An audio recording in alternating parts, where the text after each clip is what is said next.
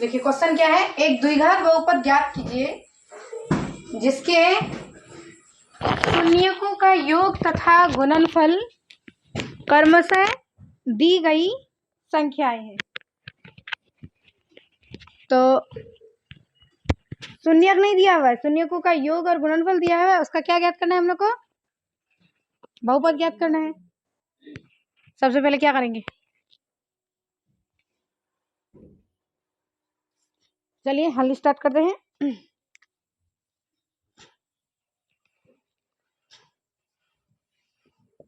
देखिए सबसे पहले हम लोग द्विघात बहुपद मान लेंगे। माना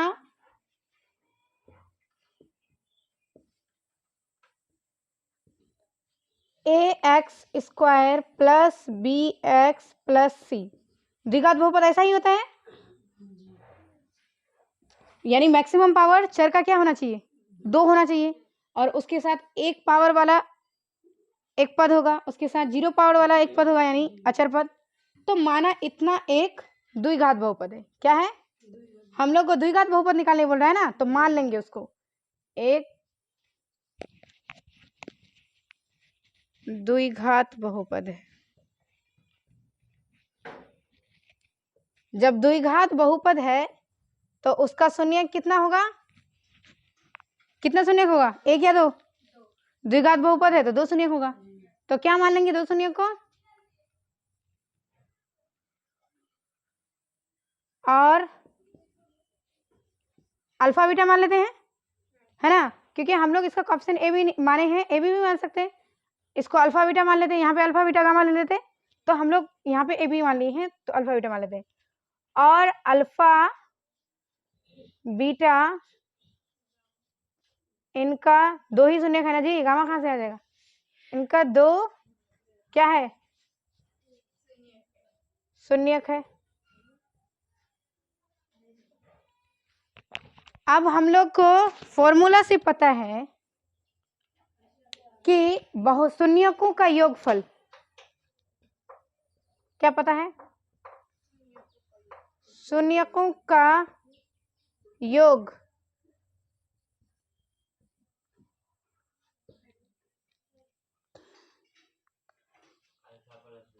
सबसे पहले ये कर लेते हैं, हम लोग जो माने हैं ये दोनों शून्यक है इस बहुपद का, तो उसका योग करेंगे, यानी इन दोनों को क्या करेंगे? जोड़ेंगे। कितना आएगा? अकॉर्डिंग टू क्वेश्चन यहाँ पे दिया हुआ है जिसके शून्यकों के योग तथा गुणनफल क्रम से दी गई संख्या है। तो शून्यकों का योग पहले है, तो पहला वाला संख्या क्या हो गया?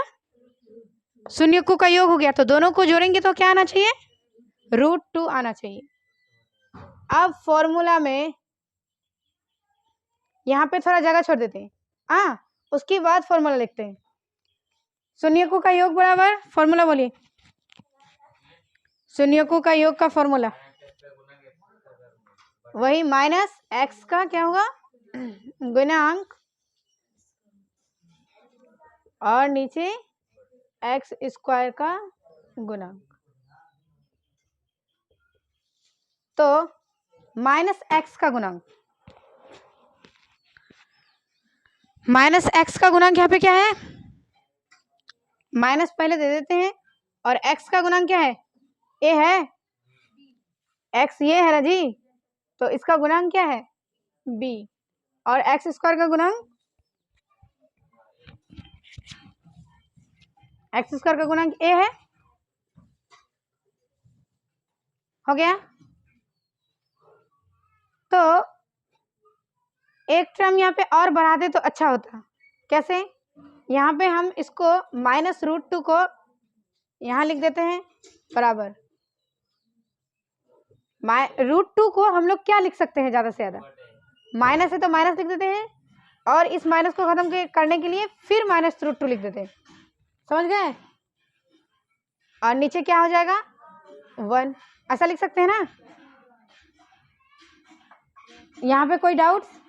बराबर बार बार दिए तो समझ में आया ना? क्यों दिए? क्योंकि हम लोग इसको बनाएंगे इस तरह कि -b/a के रूप में आ जाए, इसलिए यहाँ पे और बराबर बढ़ा दिए। अब शून्यकों शून्यक का यहाँ पे क्या किए थे हम? शून्यकों का क्या होगा? गुणनफल।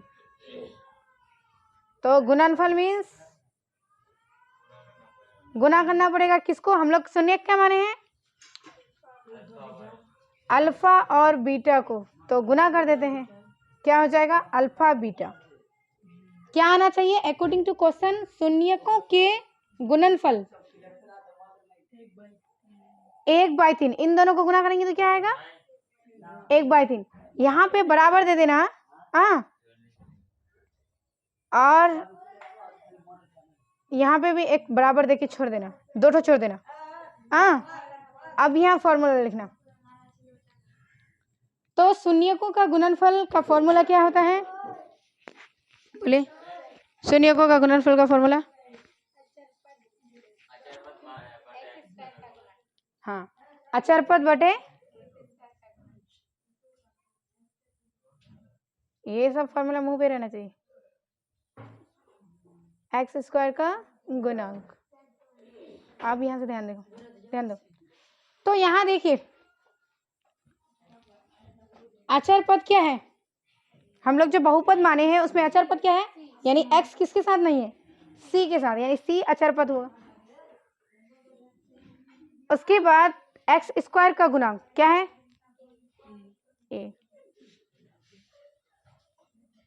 यहाँ तो गड़बड़ हो रहा है, यहाँ पे a1 और यहाँ a3। तो 1/√3, 1/√3 है ना? 1/√3 को हम लोग क्या मानेंगे? सॉरी 3 है। 1/3 को क्या मानेंगे? इसमें दिमाग लगाना है। तो इसको उतारिए। हाँ, क्या किया? आंसर मिल गया। यानी √2 को हम लोग इस तरीके से बनाएंगे, a नीचे a आ रहा है 3, तो यहाँ भी 3 बनाएंगे। इस 3 को काटने के लिए हम लोग को ऊपर 3 से मल्टीप्लाई करना पड़ा। यहाँ पे समझ में आया ना? पहले हम लोग क्या लिए थे? -√2/3, ये सॉरी 1 लिए थे, लेकिन हम लोग को यहाँ a बराबर 3 चाहिए, तो 3 बनाने के लिए ऊपर नीचे मल्टीप्लाई किया और ये आंसर हो गया। ये सारा वैल्यू इसमें पुट कर दिए।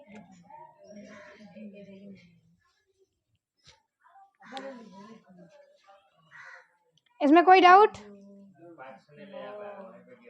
उतारो फटाफट।